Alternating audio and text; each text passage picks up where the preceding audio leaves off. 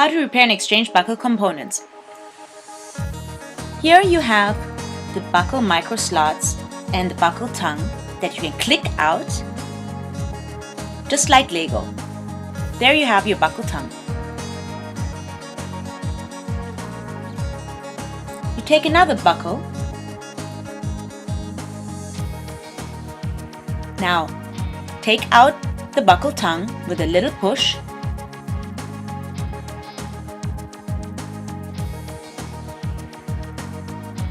And replace it with a different color buckle.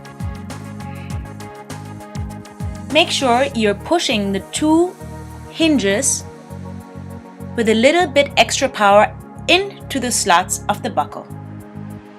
It needs a little bit extra strength. Please note, if you don't click it back incorrectly, you think it's broken, but it's not. It's a little harder with a chrome-plated buckle.